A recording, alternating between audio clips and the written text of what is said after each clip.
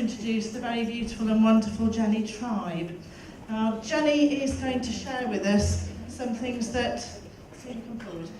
Thank you. He's going to share with us some things that I think are very wonderful and special to do with the Earth and the Earth Matrix and how everything all comes together. And this is something that's very dear to me, and I hope that you're going to find it absolutely amazing as the last thing of the day, because this is something that we need to know more about, we need to recognise, we need to understand. And at times I felt that Jenni and I have been doing a bit of a pincer movement on everybody. That's what we were saying at lunchtime, wasn't it? We will get here. It's like this, no, we're going to be here. Keep thinking positive. Energy follows thought. It's my motto. Did you find your pen, by the way, in your bag? That says, did you notice it? It says energy follows thought.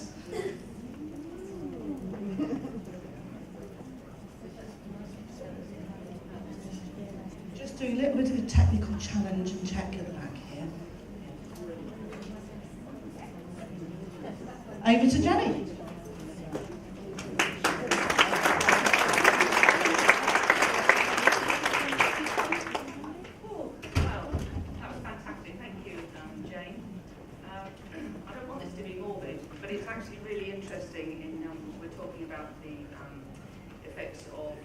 Our birthing, how it impacts on our beliefs, and how we as reflexologists can support those experiencing birth-related trauma. With my background, if you don't know me, I was a nurse and a midwife, and very frustrated as a midwife with the medicalisation of women not being empowered to do this. Hands up women who have had a birthing experience where they felt it went really, really well. Fantastic.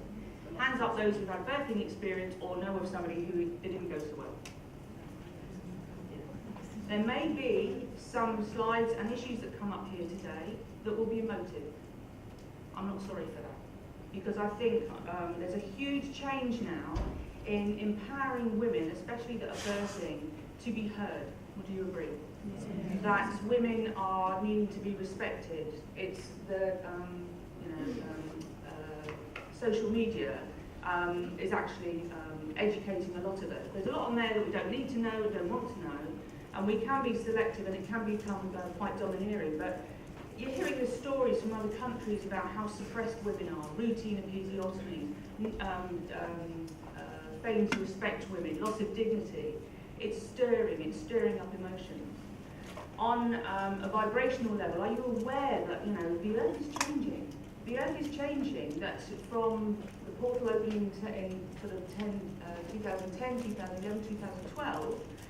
That's, call it the age of Aquarius, whichever way you want to call it. But there's a change. Women are finding a voice. Women are not standing for being suppressed. It might be that you read something about pay differences for women working in the same job. How fantastic is it that in Saudi Arabia there's actually a female-run car showroom, because previously women weren't allowed to drive. Changes are happening.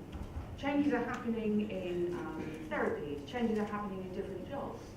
Do you, as therapists, feel that you have changed more since, say, 2011, 2012? Hands up if you feel that you've had a change in your life circumstances, that perhaps you've left a job that you didn't enjoy, and it wasn't feeding your soul. Anybody changed jobs?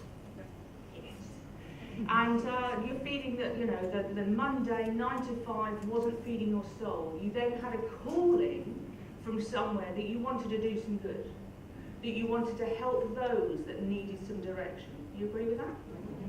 Yeah. Like that. Okay, so the next slide, there's got a break going off at a tangent. I'm very aware of the clock, and but we will go with it. Okay, so we're talking about how our birthing story affects our life. So here are two different pictures. Okay, and we're going to go through this. Who on looking at that picture would think that the left-hand picture indicates a good pregnancy, a good birthing experience if she's birthing out in the wild? Who would think that is a good aspect, that it's beneficial, perhaps more natural? Yeah? Okay. Anyone who doesn't? Anyone who's absolutely petrified of delivering outside and thinking, oh my God, this is a bit way off? Yeah, that's okay, that's fine. Who on the right-hand side would think this was a good experience? Hands up. No. Who would think that that would be a completely devastating, traumatic, horrendous experience? Okay, hold that thought and we'll review that at the end. Okay. I'm now going to ask you we're going to do what we call chasing the energy. Anyone here qualified EFT practitioners, work with emotional freedom technique? Hands up. Cool, fantastic. I'd like to ask you just to bear in mind your neighbours in your acute vicinity. If someone starts having any emotional reactions, could I ask you just to tackle them if absolutely necessary? Would you be happy to do that? Just, I can't run down and thank you.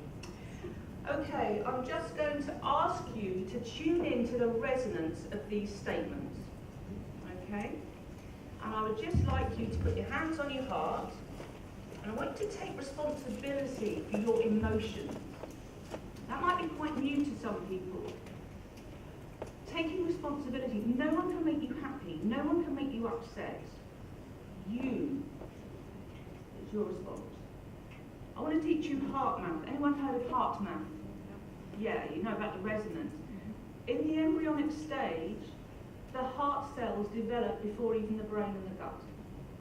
So we're heart-led. But how many in our lives are we head-led? Proper job. Must own that word.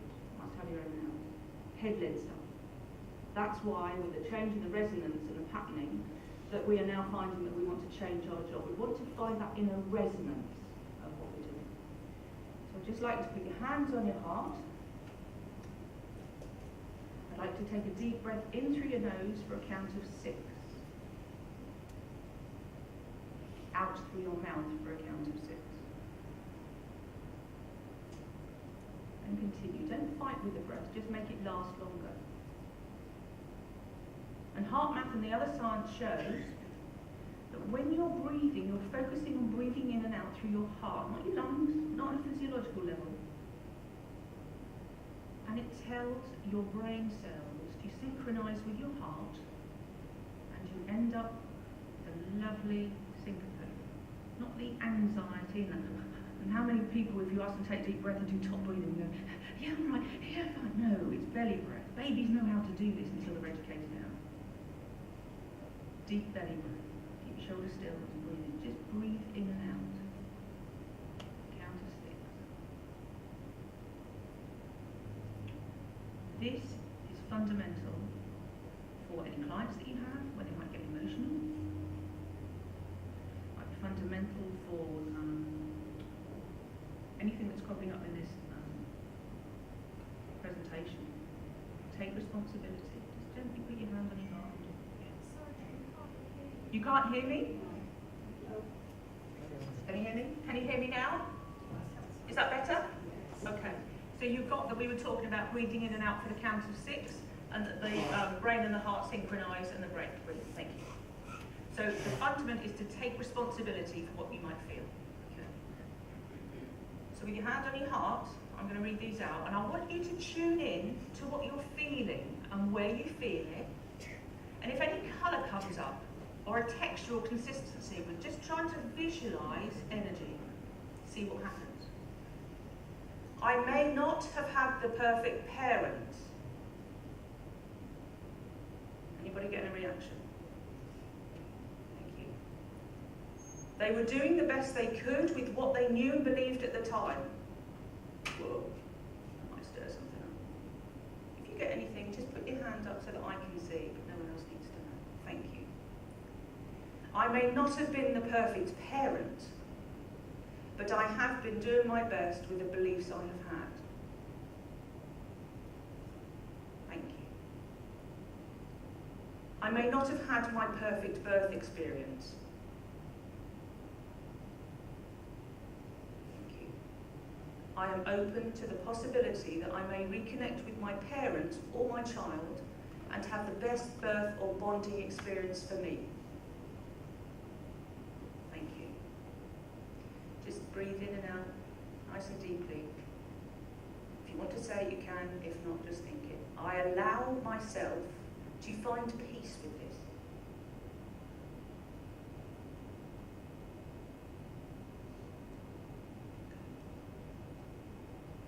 Thank you. Who felt a rise of energy? Was it hot and angry? Was it, you know, you came up with a hot flush or anything? Where did you feel it? My heart rate went up. Heart rate went up, thank you. Hot flush, energy, you feel any anger? Okay, and it shoots up and down, you don't know quite where to go. Did anybody have anything in their solar plexus? Yeah, anyone in the heart? Pelvis? Spine? Head? Fascinating, thank you. And it just indicates to you that we're all different, we've all got different perceptions, and we all react differently, because we react to the beliefs that we made that form our biochemistry, our biology. Anyone heard of Bruce Lipton? Yes, well, I'm going to come on to him in a minute. So with emotional freedom technique, we're using the meridians. And there's fantastic research out working with trauma that just by tapping, there are some scripts out there, but I like to look at everything far more globally and looking at, you know, the payment of the matrix and our interplay. We are little light receivers, okay, and part of a bigger patterning. So if you want to look more into EFT points, and I will be running trainings next year because I'm now a trainer, and it's one of the best things that I have found for my own issues, whether it's stress, trauma related or anything else like that, okay? Works on tapping out, you're visualising and working on the negative memory or those sensations that you had, and it will change. And then other things that I've worked with, it's matrix birth reimprinting, which I can talk about within the workshops and at the table. It goes back and it changes the perceptions that we waged when we were younger and frees us. Doesn't say that abuse or anything like that or trauma didn't happen. It changes how we handle about it. And then if you get to the core beliefs, the rest of your life has changed. Okay. So how could a birthing be traumatic? Feelings of loss of control, feelings of not being listened to, induction of labour, poor pain relief, emergency cesarean section, precipitate labour, do you know what they are? You know, the ones where she had a door, boom, boom, boom. There was neighbours once, and I think it was Daphne who had her baby. The only problem was they had a wardrobe malfunction. She still had her tights on. Emergency cesarean section, precipitate labour, as we said, premature labour, not being ready. Stillbirth and pregnancy loss. Fear for safety of the mother and the baby, lack of privacy or dignity, birth of a traumatically damaged baby, poor postnatal care. Previous trauma where childhood, whether it was childhood, previous trauma, whether she's had a previous traumatic birth, domestic violence. And how about the witness to all of that? How about the partner that was there to witness that trauma? Their perceptions. It's based on what you believe about yourself. And trauma is when you make a perception that it's not safe, it's life-threatening, and you've got no get-out clause, you've got no strategy. It could have been triggered by impersonal staff attitudes. I was going to return to midwifery, but one born every minute put me off. There's no way that I was going to go back to, you know, working in what seemed like equipment rooms, and you know, it's far too mechanicalised. And then there's new research coming out with vaginal injury and damage to the levator ani muscles. Okay, so there's actually physiological damage that's done because the woman has been told to push. Have you seen that they're now not told to push? Yes. I was doing this back in the 90s, you know, following the breathing and the mum's pushing. I had one mum in particular and she was saying, I can't do it anymore. So I said, well, stop pushing. And she looked at me, I can't stop pushing. Yeah. So she stopped pushing and what happened? Yeah, now she ready to push. So it's having that space to tune in. So what actually are the effects of trauma? So its long-lasting effects can be psychological, physical and emotional. She can have flashbacks of those she's right there. Anybody have flashbacks from birth-related trauma? Thank you. Avoidance behaviours. You stop going to those places. You stop putting yourself at risk. Coping strategies that you develop. Lack of bonding. Who had a baby and didn't feel bonded straight away? Thank you. It's hard. Really hard. You're meant to have this Hollywood, not necessarily a Hollywood figure, but you know, you're gone home, you know, and you've still got to try and get on top of your chores. The family come round, they sit down, hand in the baby, and someone else is making all the tea. We're now talking about golden hours, the first hour after delivery. Don't weigh the baby. Allow skin to skin. Really allow those innate abilities, that intelligence of that baby and that mother bonding. Inability to cope, sleep, think straight. Anyone have postnatal depression? Thank you. It's quite a lot. Implications for working if you're traumatised. A, you don't want to go back to work. B, you've got bonding issues. Then you've got paranoia. Is the person you're going to be leaving your baby with going to be coping or good enough? And you have standards, and then you start being paranoid about how you're feeling and inability to hand things over to other people. How about regret? There might be regrets that you have. My first delivery was quite traumatic, and I regret not getting onto all fours. It would have changed the fact that my daughter was coming down skew with. She would have probably turned around and I wouldn't have needed all the intervention afterwards. So I get mums to write all fours on their belly here, and if they're laying down and they see it, it's a cue to get up and over. That can change such a lot with the birthing process. And sometimes, postnatal families and partners as well, outbreaks of fear. Fear of the baby's health. Am I good enough? You come home with this little person and expected to know what to do. No, it's a learning process. But ideally, you've got the support to be able to do it well, haven't you? Postnatal depression rates in other cultures are low, or much lower than here, because it's not necessarily over here with, in England where you've got the when you're coming back to work question that's quite prominent. They actually have support. Food's made. They're not at home. Don't have anything to do with any of the chores, but they're nurtured, they're loved. You heard about the red tent movement, where women are nurtured through their menstruation. It's part of a physiological process, but it's emotional and part of the bigger picture. Okay, anxiety and of course depression. I've added these. Now what I'd like you to do is don't worry about these because you're having these presentations and everything sent to you afterwards, so you don't have to worry about all these. But there's good research out there talking about the consequences of physiological consequences of pelvic floor trauma following birth, and other kinds of births that can be quite traumatic. What might mum believe or a baby about? We're talking about the baby now. When you've got a baby that's in utero, it's going to feed off mum's feelings, dad's feelings. And where do we get our beliefs from? They're what we make about the world around us. You heard of Bruce Lipton, he was a stem cell biologist. And what he found was he was putting healthy stem cells in an unnatural environment, taking the nucleus out, which we were taught at school was what controlled the cell, told the cell what to do, what type of cell to be. He put the stem cell into an unhealthy environment and started perishing. And he put that cell back into a healthy environment, and what happened? It started recovering. But we've got the nucleus. What was telling that cell that it could thrive? It was the cell membrane, it was the external perception that it was safe, it had all its nutrients and everything else that it could be. That's how we live our lives, is our perception of safety in our environment. And our perception of safety in our environment is whether we are just surviving and protecting our inner organs, or whether we're actually thriving. Can you relate to that? That if you're in chronic stress all the time, then what are you doing? You're in HPA axis, you're adrenalized, and all your circulation goes to the peripheries because you're getting ready to run, aren't you? Scared for your life. But with animals, they don't suffer ulcers. There's a great book by Sapolsky, Why Zebras Don't Get Ulcers. And the reason is because as soon as that line has gone, as soon as that threat has gone, parasympathetic nervous system kicks in, it calms down, it's back in the green pasture, chills out. Hands up anyone who feels stressed more often than not these days. Okay, mobile phone, on call all the time, clients, not enough money, not doing a job I really liked. And that can be compounded by having a traumatic birth. Could be a breech delivery or an emergency. It's when you feel that your control has been taken away. Would you agree? When you didn't have a voice, when you weren't listened to. Yeah?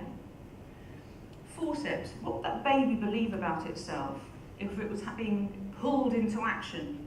If it was a breech delivery and it's not good enough, it's in the wrong position, it's not feeling ready to be born. Induction of labour. How many people here were induced? And how many of those do you feel that you have to be pushed into action, you leave things to the last minute? And it takes absolutely the 11th hour. And keep going and you hear yourself saying, I'm not good enough, I should have done this better, should do this, should be better. You were pulled into action, so the beliefs that you made about yourself was, I wasn't trusted to do it in my own time. Anybody relate to that? Yeah. Augmentation, that's being speeded up. I've worked with women because on the sideline I now work with birth trauma, and it's quite funny because my real maiden name is Tribe. Bullied for it as a child, and now it's the in word. It's quite funny. But augmentation is where the labour is speeded up because it's not happening according to charts and regulations, hospital policies, whereas now it's a much more watchful waiting and allowing women to labour more naturally and in their own time. Again, it's those beliefs of not being in control, not being heard, that the baby is being speeded up. Preeclampsia, DRC and HELP, which are conditions where the body's actually gone into crisis, and we've now got hemolysis and the liver's starting to pack up. There's little links on here that I've put in there for information about that. Imagine paying for your delivery care, paying for your pregnancy care. We're very, very lucky with the NHS, aren't we? Getting some contractions and you're feeling that you are going into hospital, you haven't got to worry about a dollar bill, have you? Do you know how much it costs in America for a delivery without complications? Thousands, if not tens of thousands. Tens of thousands of dollars. They usually have insurance plans, but there are times when they find that they haven't, they're actually sent out from the hospital because they haven't got an insurance plan. There's an increased risk of, not an increased risk, but there's an increase in women choosing free birthing now. It's not illegal and unlawful to birth on your own, and they're not engaging in having any of the scans or anything as well.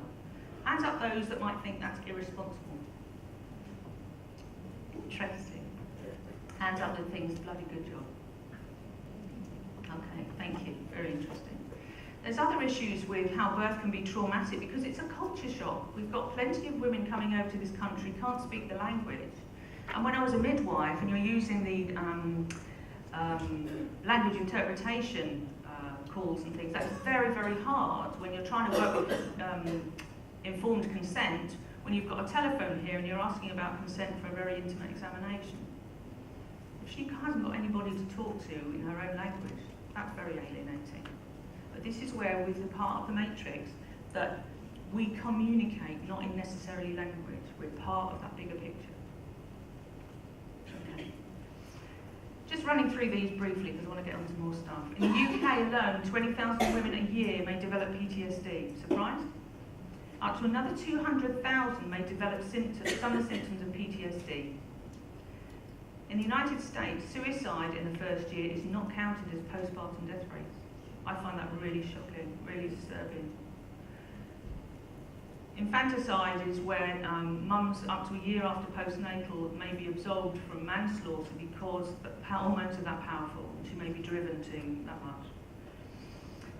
1.5% to 9% of all USA births develop PTSD. If you've ever seen Friends, where Phoebe's delivering her baby, all right, okay, the friends are all in there, but they're gowned up, it's lights, it's abnormal, isn't it? It seems quite constructed, and it's not like the ideal birth where, I personally would like to be sort of somewhere nice, warm, natural, and with a supportive partner, with low dark lights and things. Now, most of those traumatic births do not go on to develop full PTSD, but they may experience partial or lesser effects. There's a risk of postnatal depression and psychosis, but it's eased now. I suffered from postnatal purple psychosis after my first daughter was born. I was in a psychiatric unit and I was a midwife. I should have known better. There wasn't much support and they didn't know what the prognosis was and they didn't know what to do. Now, there's lots of information, there's lots of really good support, there's even a PTSD coach and phone app, self-help guides, there's even support and exercise and yoga classes for postnatal depression. And in Norwich, I'm thrilled that even though my daughter is now nearly 24 years old, they're now getting a mother and baby unit, which would have been really handy at the time. And empathy and understanding. Mental health is now being talked about, at last. And with the heads together, with the Royal Foundation, things are really happening. and it's allowing time as well. So have you heard of the adverse childhood events? No? Feel free to follow the link. This is a study that was performed, and they worked out that there's a list of issues where, if experienced as a child, it increases your risk of developing violence, whether it's self-harm or directed outwards, mental health issues, sexual promiscuity and risk-taking, substance misuse. So they can now actually measure and predict the likelihood of a child going on to develop these issues because of not knowing where the next meal came from, not having parents around, not having a home. It's really quite shocking. So the action is to ideally in the beginning prevent these ACEs, these adverse childhood events, build up resilience, and there's now ACE-informed service provision, whereas before they couldn't relate to it. So that's a really good link to look into. The fundament is that we're all energy. We all know that. We all work with it. When we're working with reflexology, I mean, it's one of the best modalities. That how many of you have worked and something has happened and you're not quite sure what it is, and you've either had a flush, made a connection, and something told you that something amazing had just happened? Yeah. And sometimes you can't put your finger on it.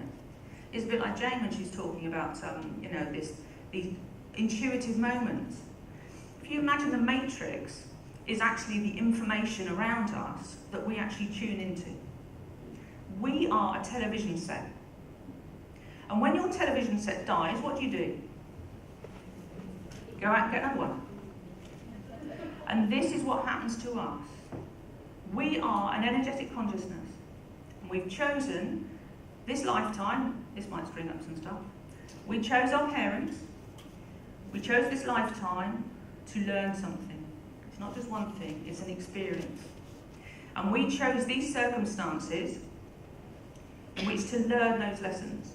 And it's usually all the aspects of love. But with this matrix, we're part of the causal ocean of energy. We're part of everything. Never has there been a time when we didn't exist, and never will there be a time that we cease to be. So, as you delve more into this energy work, this matrix re-imprinting I've been working with, and other dynamics, it doesn't matter what discipline you follow, they're all shades of different palettes of colour. If Reiki is your thing, go with it. If reflexology is your thing, go with it. If that school of thought is your thing, go with it. It's a bit like the painting that's being constructed at the end. It's made up of layers and shades and colours and a bit of texture and a bit more, whether it's oil or acrylics. There's so many layers to who we are. And looking at this picture here, what I realised is that our energy, it's a bit like when we're looking at reflexology foot maps, and brand new student, you're going, oh my God, how am I going to get my head around this? There are just so many different charts. Embrace it all, and if it resonates with you and it feels right, then follow it. It's a bit like this. You might not be thinking you'll ever do maternity reflexology, and then all of a sudden, I forget who I was chatting to, was saying, I've suddenly got all these pregnant clients coming my way. What have I done? I'm like a magnet. That's when you might decide that you want to know a bit more and you pursue a course. But it's what you're putting out there, because it comes from where you've been, what you've learned. If we said to children that all the information that has ever happened, of all the people that have ever been, and anything that ever will be is around us at all times, we've just got to tune in. We've just got to ask the question. And it unlocks a key and we've got a channel to it. Wouldn't that be much easier than thinking you've got an empty brain that you've got to fill up with knowledge? Feel right? So with our energy, whether it's meridians, however you want to visualise this energy around us, it's a torus of energy. You remember at school when you had the magnets and you sprinkled the iron filings on it and you had those patterns from nowhere? That's a wow moment. That's what we're like. We're a toroidal energy. It's like a donut, but it's in movement all the time. We're interacting with everything we do. It's an electromagnetic force. You know, if someone walks in the room and your solar plexus goes, not going to get on with them. You might have a client that walks through the door and you're going, bleeder or feeder? That's what I've said to my kids. You've got friends who are either bleeders or feeders. Now, bleed you dry or feed your soul. And also rocks and shingle. So ideally you make lots and lots of rocks through your life, because it doesn't matter whether you phone them, see them for years, whatever. They're wonderful people that come in your lives. But the shingle comes and goes with the relationships, the job and everything else. It's quite a nice analogy that it's allowing flow, it's allowing movement. So we're all energy. And this is poignant with birth trauma. This is poignant with any dis-ease. Because what is dis-ease? It's a blockage, it's a change, it's where our energies are not flowing. And according to what our beliefs, it manifests in different parts of our body, and there's a diagram that will come up soon. Our brains develop right from conception. There's fundamental cells start developing within the first few weeks, but as I said, the heart develops first. But it's now researched to say that that baby, that embryo, is picking up on everything of that mother's energy, whether she's abused, whether she's happy, whether she feels happy to have conceived, whether that conception was of a good union, a happy union, or whether it was to do with rape or violation of someone's perceptions and rights. But in our brain in infancy, we have delta waves, and that's like deep sleep. Up to the age of 2, babies are ideally being fed by mother in her heart field and is just hypnagogic and just absorbing everything that's going on. And ideally, that's loving and supporting, and the brain is developing. And all those folds, the baby's brain is quite smooth, and with development and neuroplasticity, it starts developing and talking and changing and adding new neurons and tissue.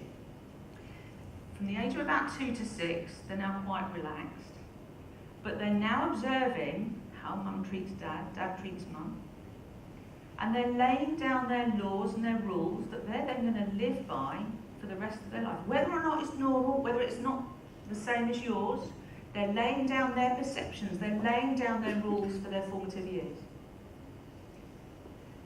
Then we go into alpha from about 7 to 12. It's like a relaxed awake attention. And that's where the hippocampus, the thalamus and the sensory cortex is now developing, and then now the children are living according to what they've learned.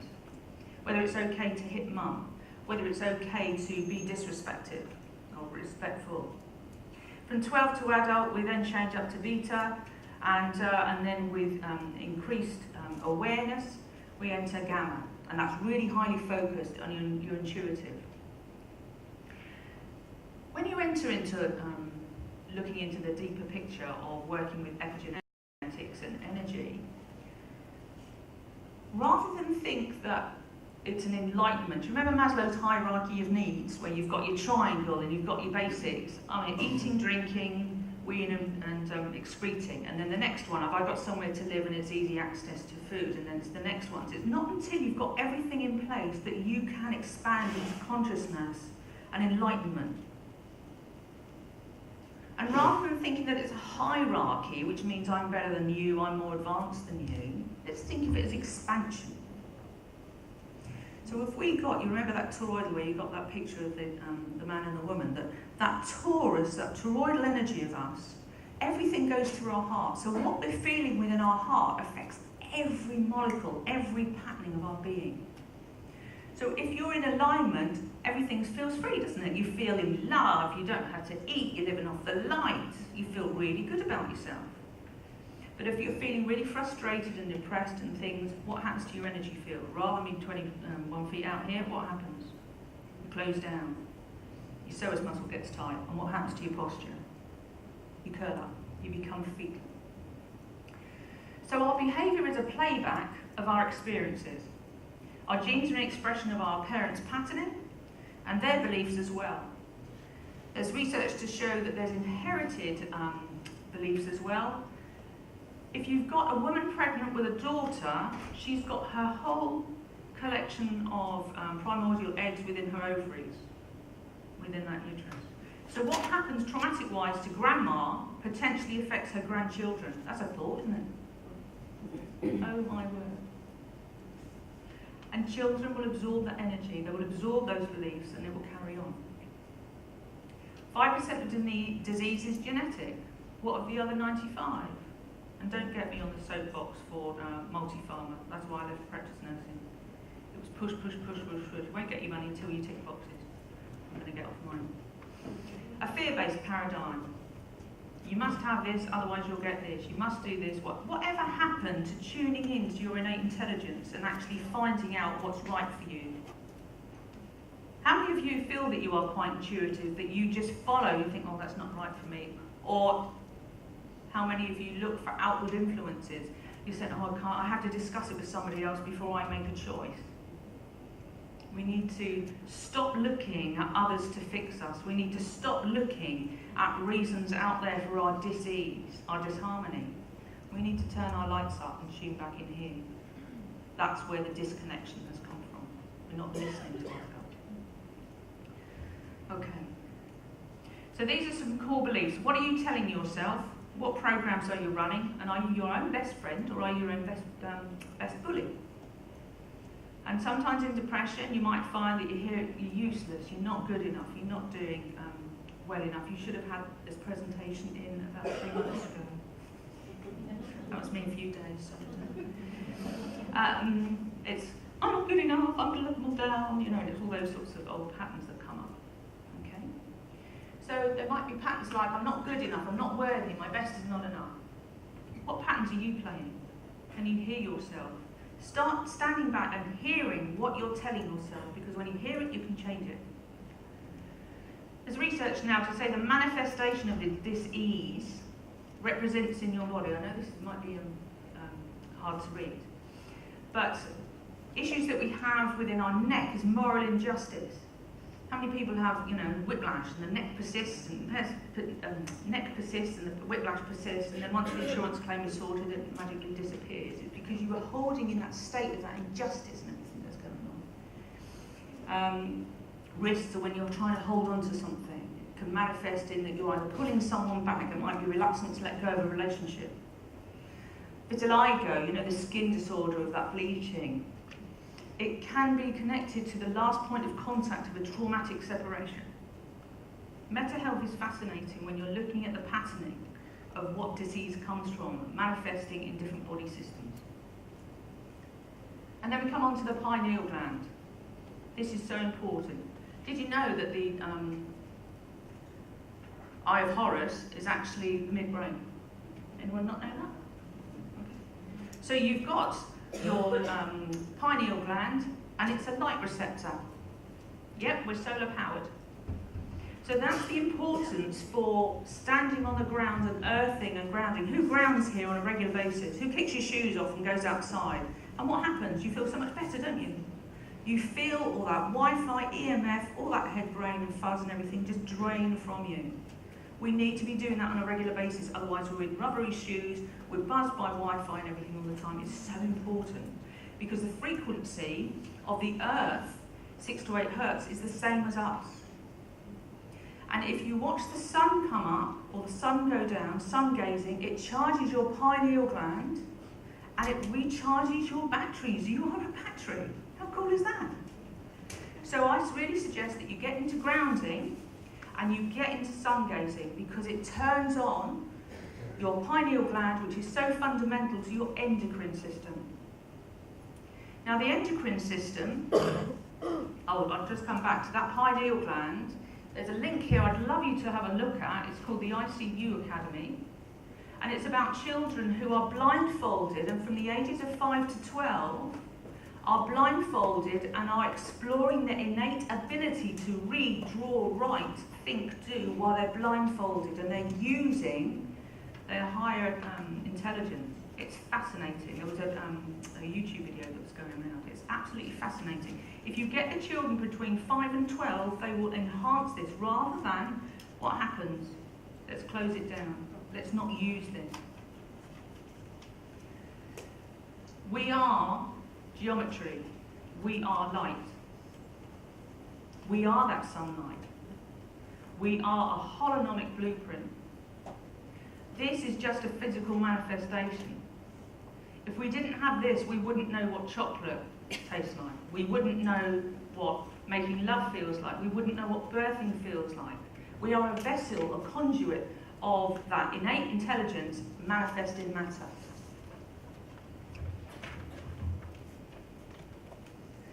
And when you're looking at the endocrine system, we have colours related with the chakra system. And it's interesting that the adrenal, that primordial sensation of the adrenal glands, it takes up in the embryo, it brings up that root chakra, that territorial energy with it as they migrate up to sit on top of the kidneys. So that's why otherwise it will be the chakra colours ascending. But we are that donut of energy.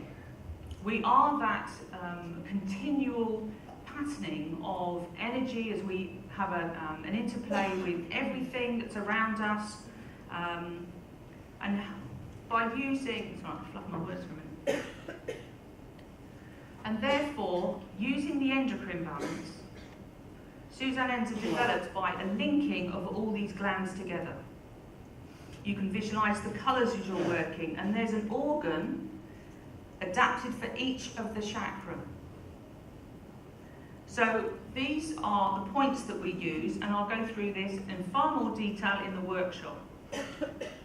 And don't worry again if my hypothalamus that Suzanne developed is different from where you have your hypothalamus.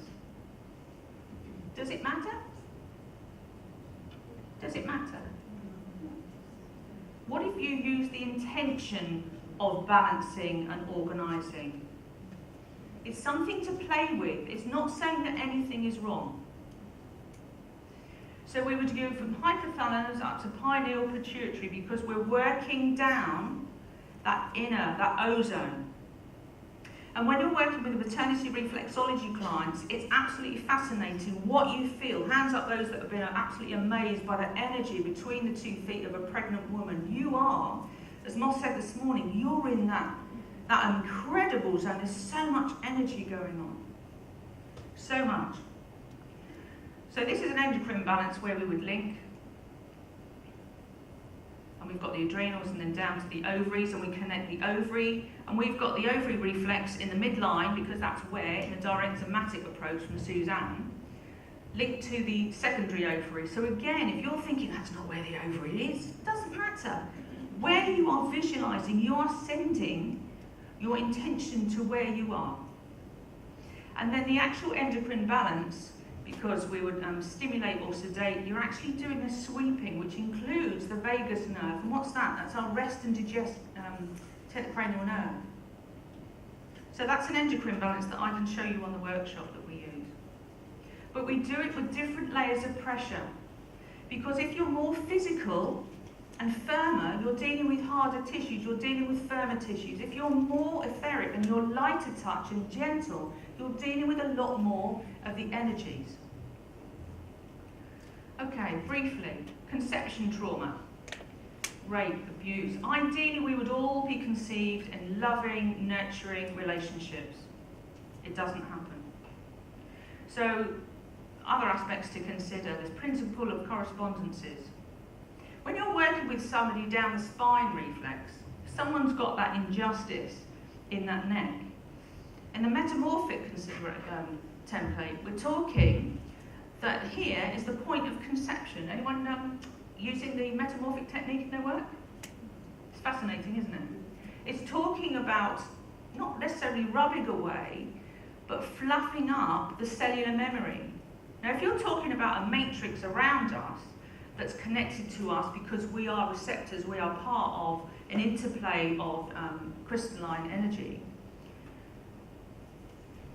where we've got that spiritual matter coming down and manifesting into matter, that point is recorded in this prenatal pattern here. So if you have any spinal issues, that is the mapping of the pregnancy here. So again, when you're working the spinal reflex, something else to consider. How was the pregnancy with you in your mother? And there might be other issues that come up. This is Suzanne's incoming soul. So this is the manifestation of incoming matter, going through the chakra colours, and this is birthing. And then this is the mother. Anyone seen the hormone hat on DVD? Helen Eric. I've actually got some copies with me if anybody wants them for show. So there she is cycling through her menstrual cycles, and then there's a bit of chaos, as everything is manifesting, and then it goes into the patterning and the regular energies of the incoming soul, and then to birthing, and then she's back on her cycles again. Now there's energy around the earth as well. You heard that there's earth chakras, ley lines? Yeah. This is the Mary Michael line. Do you know that it congregates at Glastonbury Tor and is an infamous fertility site? That looks a bit rude to me. Because it's the Michael line that looks like a phallus, and it's a female line that looks like the chalice. And sure enough, it is a male and female energy meeting point. So if any of your fertility clients are struggling, tell them to go and have a weekend away in Glastonbury and get up that tour. Okay, we need to get on. So ideally a perfect conception would be ideal. We're talking about conscious parenting. Okay, to be in the best possible condition and supportive, be aware of mum's thoughts, and the incoming soul is consciousness coming in. Okay, we've already done that one. Now, how does it look on the feet? Does this make sense for a lot of people who might have thought, I'm not quite sure about where the pregnancy is? So here we have a beautiful pelvis on the feet. And this is how it is on the hands. But ideally, because the thumbs, you've got your spinal reflex on the hands here, if you've got flat charts and you can't work it out, put your hands in a prayer mudra, and where they're front of the pisiform, that's the pubic bone, and this is your spine, and this looks like a bottom. So when you're working out your pregnancy clients, just look in at the top, as if you had a little baby here, okay? And that is how you can work with your reflexology. Because if you're looking at the back, you might have flat charts here, and same as the foot charts. But when the feet and hands are a chalice, that's why, a bit like the lymphatic technique that we teach, it's actually within zone 1. Not here, but within that chalice. Does that make sense? Okay, and then obviously bridges. Okay. So in a summary, reflexology support, be prepared for anything, work with love, not fear. Don't think you can do any harm. Yes, you have to be aware of what you're dealing with and what you're doing, but if in doubt, give them a loving, supportive session. Prima non serve, first do no harm. Recognise and respect your own boundaries, do your own self-play and be the best version of your authentic self. Zip into your future and live a life that you love. That would be quite nice, wouldn't it? So we talk about using an advanced endocrine balance, which I'll show on the workshop, and be aware of your own emotions, that emotions that come up, set the scene, pre-frame your client and aftercare support, and enjoy the techniques and experiment with childlike wonder. Relax and open your mind to possibilities. Trust your instincts. If it doesn't feel right, then don't do it. Who journals? It's good, isn't it? You're recording how you're feeling, how you're progressing, how you're changing, and then if you read them again a few years later, you'll see that your perceptions have changed. Coming on a reflexology conference like this, how many people would think, oh God, I haven't got enough money to go on all these courses that I want to do? You have more than enough money waiting for you. You just have to get in the mindset that you can do it all. Who's telling you haven't got enough money? You. Because your mum told you that there's never enough money and I doesn't get, and all those other beliefs that you were brought up with. Okay. CPD, networking, and oh, by the way, there's a transformational retreat happening in November. By that, I'll talk about that later. A little polite word about induction. How many are here induced labour with their reflexology?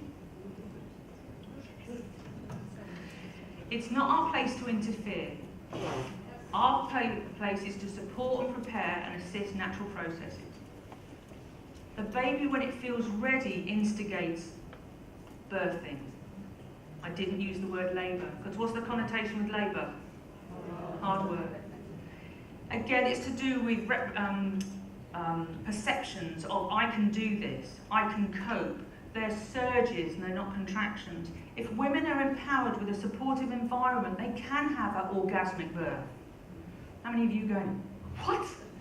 Yes, it can be a pleasant experience, but it's only if the woman is in tune with her ability to do this. We are the only species that doubt our ability to birth. Your dog wouldn't doubt it. Your cat wouldn't doubt it. Animals at the zoo wouldn't doubt it. We're the only species that's got so many connotations with not good enough, can't do this. If we can empower women and their partners to feel that, you know, let's support them. So we're trying not to, with this word induction, I'm so pleased nobody put their hands up. And if you didn't, because you do it, I'm suggesting that we are priming and preparing for the birthing process. And at the end, I'd really like to suggest that they choose a due month and not tell their friends, rather than a due date, and then they're getting texts and phone calls from somebody around the road asking if there's any news yet.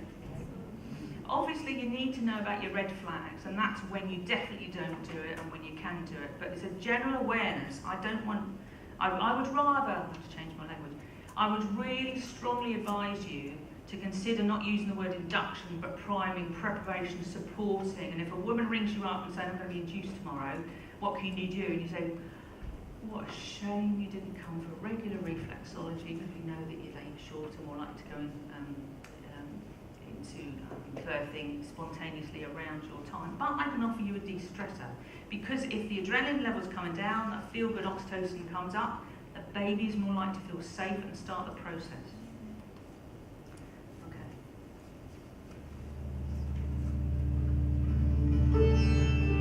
This is the toroid. This is talking about our energy. It's just a Source consciousness manifests and sustains all life. The nature of prime consciousness, transmitted from the benevolent heart of creation, as the male and female tantric potencies of creation, energetically manifests as electricity and magnetism. This creation code is downloaded into the human biocomputer via the delivery system of circuitry. Due to the genetic modification of the human DNA and the psychosocial, chemical, and religious manipulation of consciousness, major circuits within this system have been disconnected.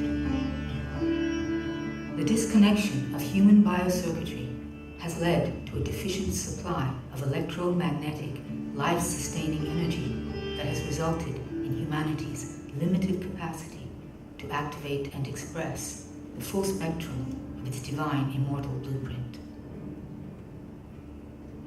The deprivation of this most elementary life force energy system has reduced humanity to a conflict-driven, mortal race, collectively manifesting a fear-based paradigm.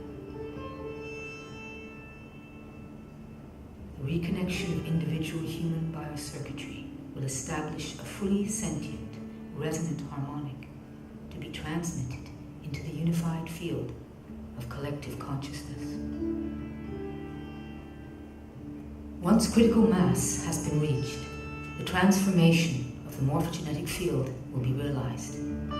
The full spectrum of creation frequencies broadcast through a multitude of reactivated units of human circuitry will subvert corrupt archetypal references and facilitate the redefinition of God in the human psyche. As form follows frequency, the collective waveform of a newly calibrated human race will break through the confines of this mortal prison and generate a model of existence that reflects the full spectrum of the divine blueprint embedded in the human matrix. The reconnection of biocircuitry will ultimately recalibrate the frequency of the individual and collective human race to the cosmogenic order of its solar system and to its true divine identity as an immortal race able to access any time or energy level in the universe. The template model's prime purpose is the reconnection of human biocircuitry.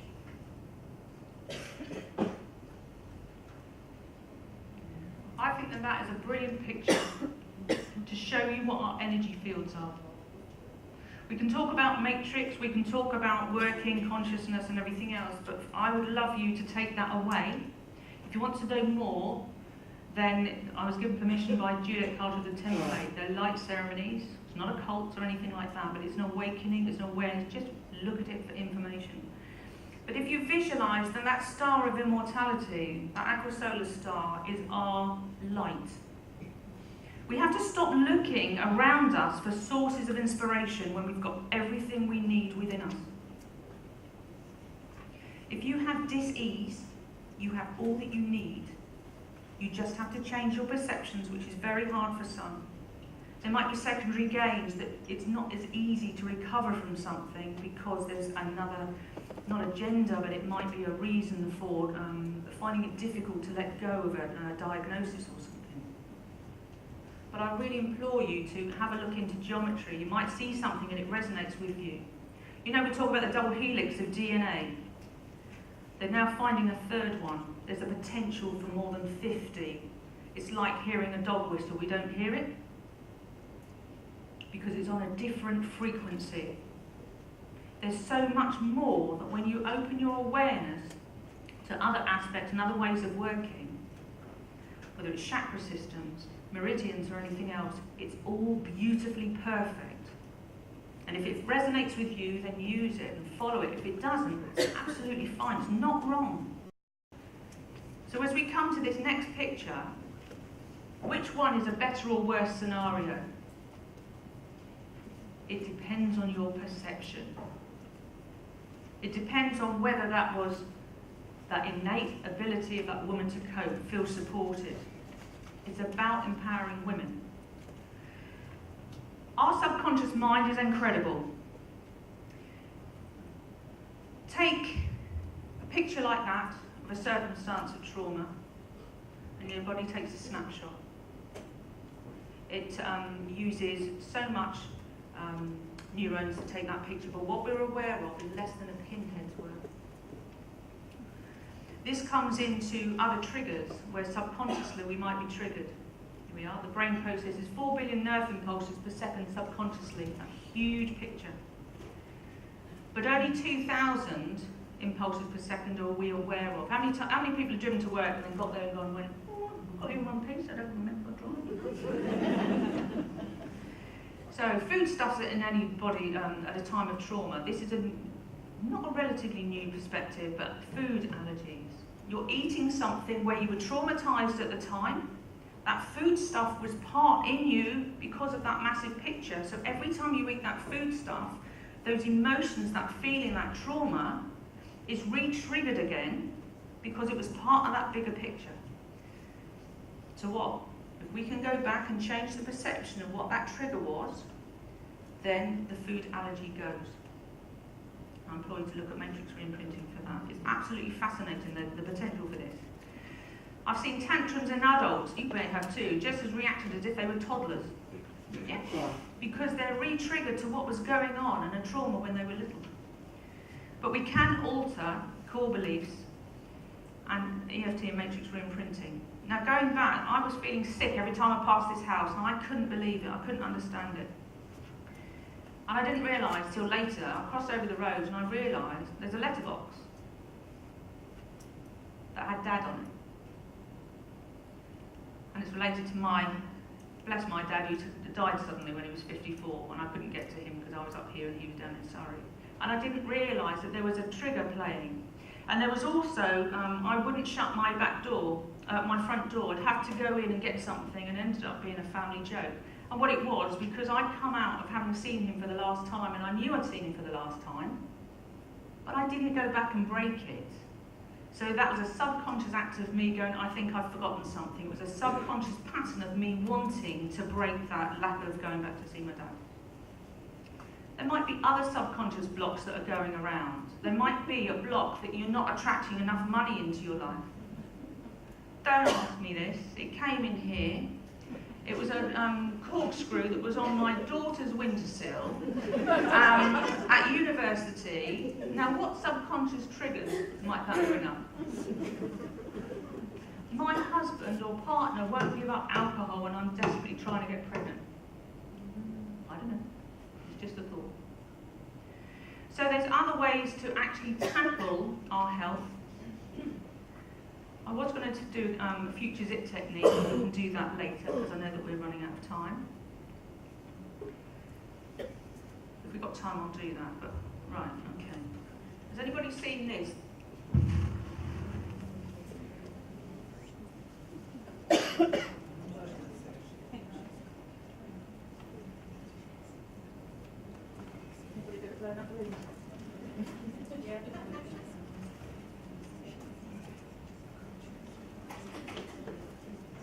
Got a bit of shoulder dystocia going on here.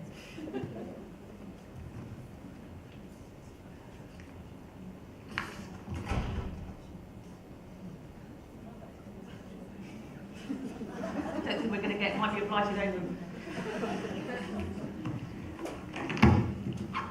Has anybody seen that Facebook video that's gone round about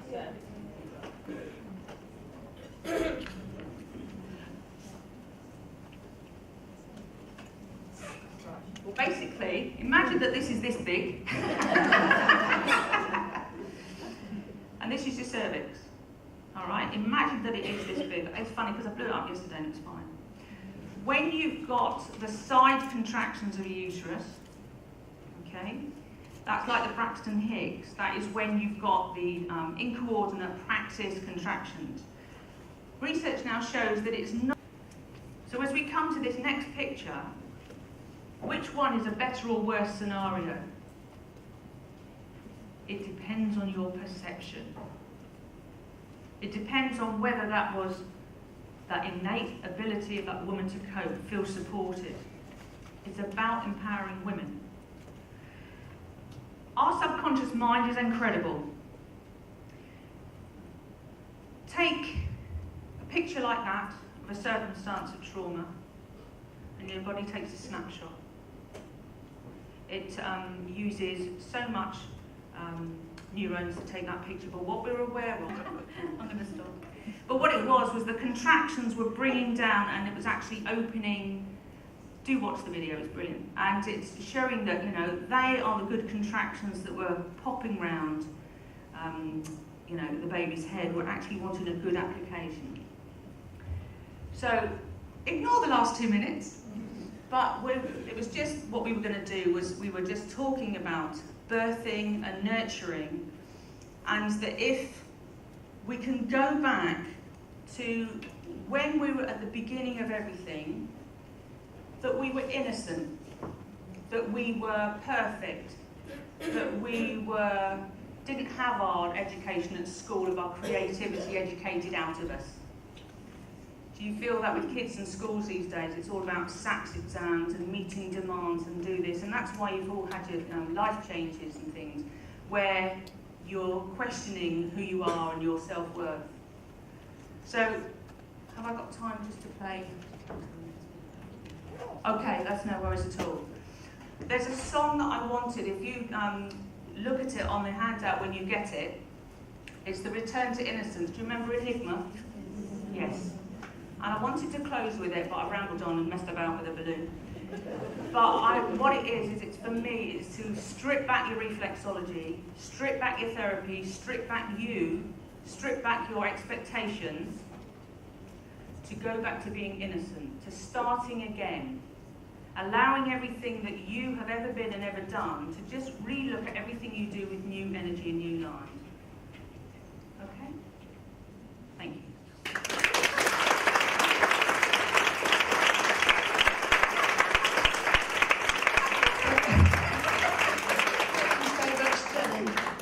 To get us through so much of content in that, and we clearly ran out of time.